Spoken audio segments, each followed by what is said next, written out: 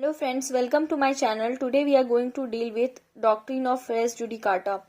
Res judicata is a very important doctrine in the civil justice system. It means that a matter is already just.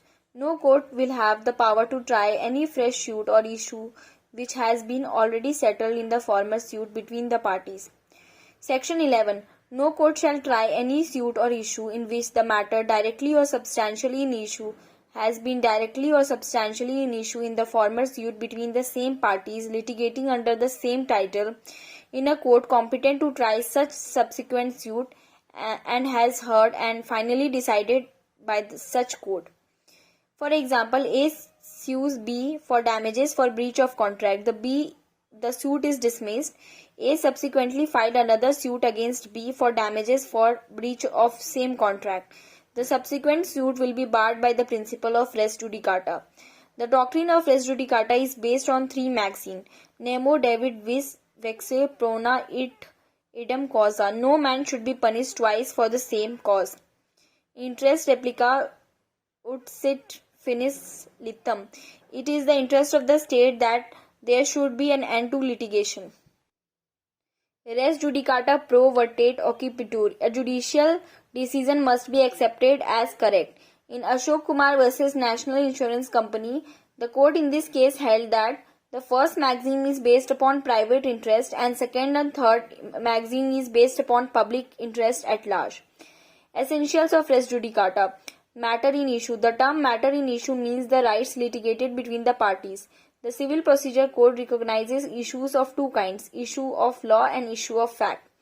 The matter in issue can be classified as matter directly and substantially in issue. For a matter to be considered as directly and substantially in issue, it must be alleged by one party and denied or admitted either expressively or by necessary implications.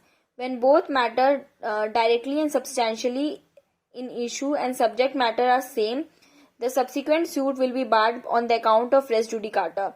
Example: rent, sale deed, etc. Matter collaterally or incidentally in issue.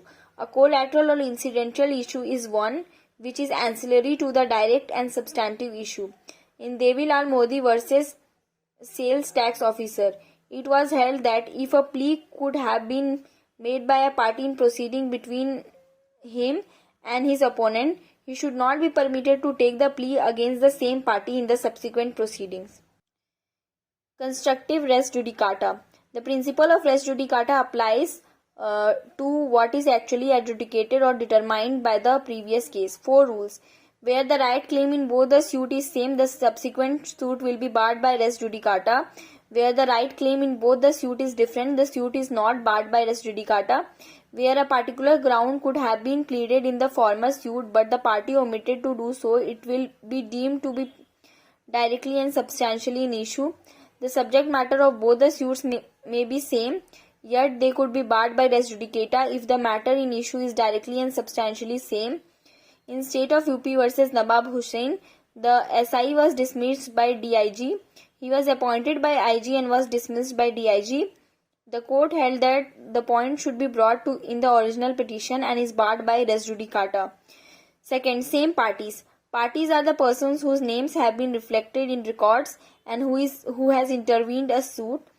When a person ceases to be a party, a person whose name has been struck off by the court, a party who dies during the pendency of a litigation, a person added by another person through fraud, a minor on record who is unrepresented. In Brij Narayan Singh versus Adya Prasad, there were 4 suits pertaining to different properties. The plaintiff in all the 4 suits was same. However, there were different defendants in every suit. The decision in one of the 4 suits attained finality. It was held that such decision would operate as res judicata to the remaining. Representative suits. A representative suit is a suit that is filed by one person on behalf of themselves and the other person having same interest in the suit. It thus refers to a case in which the decision in a suit may operate as res judicata against persons not expressively named as party to the suit. Res judicata between co-defendants. The rule of res judicata applies if the following conditions are fulfilled.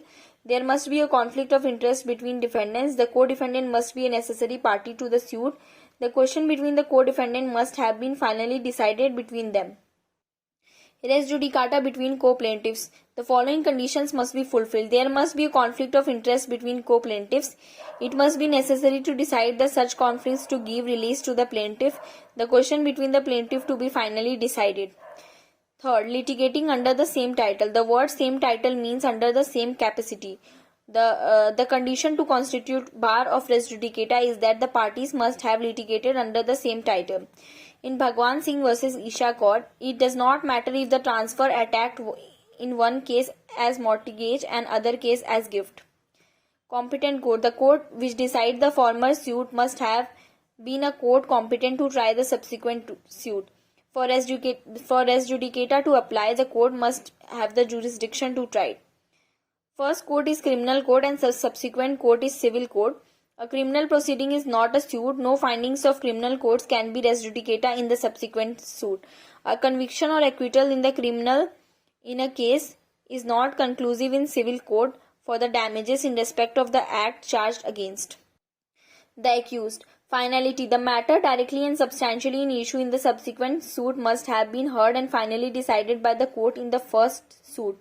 Cases in which the suit will be said to have heard and finally decided ex parte degree by an order oath tender under subsection 8 of Indian Oath Act. Cases in which the suit will not be said to have heard and finally decided, non-appearance, non-joinder of parties, failure to furnish, improper evaluation.